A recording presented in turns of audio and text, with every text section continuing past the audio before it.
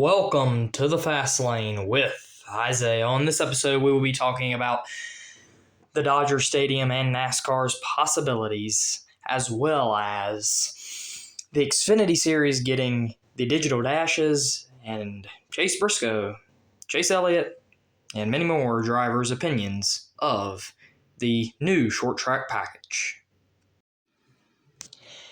This past week, Adam Stern announced that NASCAR was in discussions with Dodger Stadium and the LA Dodgers.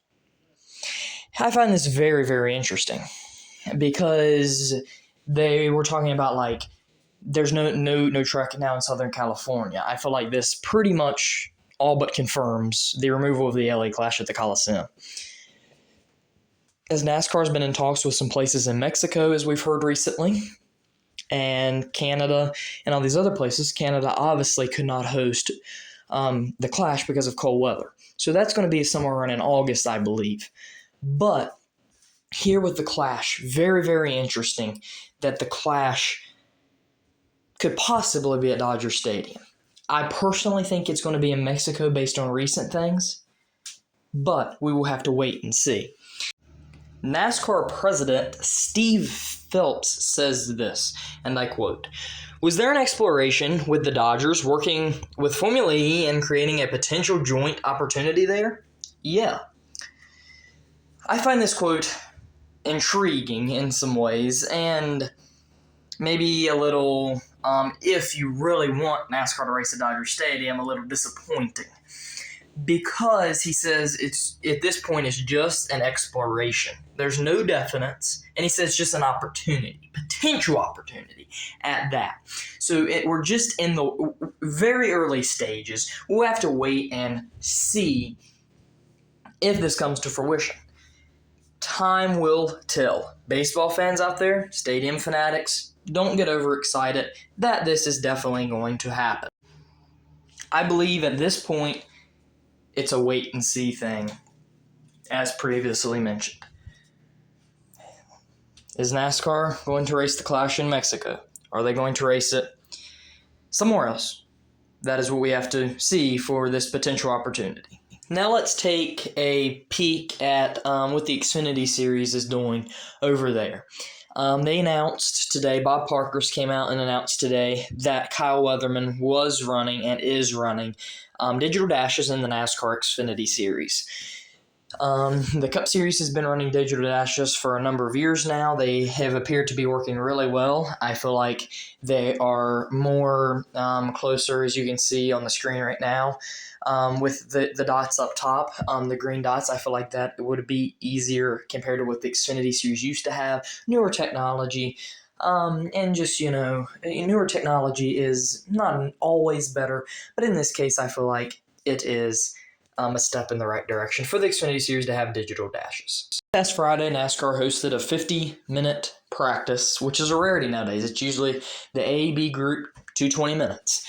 And while we're at this topic, I'll go ahead and give my opinion. I personally believe NASCAR should bring back, I feel like the perfect thing is what we're doing this weekend at Phoenix. A 50-minute practice on Friday or whenever in that area. Maybe earlier Saturday if you don't want the guys at the track Friday having to be on track activities Friday.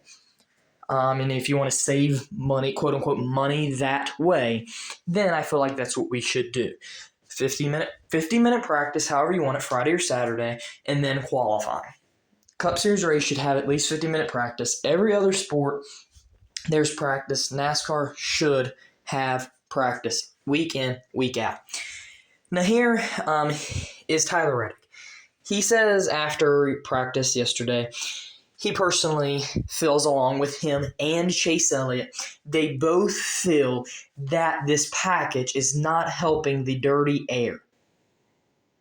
I find this interesting, and we'll have to wait and see for the race on Sunday and how it progresses throughout this year.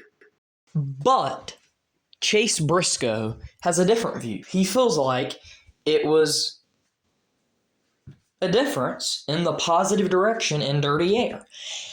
I feel like this could be a biased opinion since the majority of drivers, Chase Elliott, Tyler Reddick, as we said that the dirty air was worse.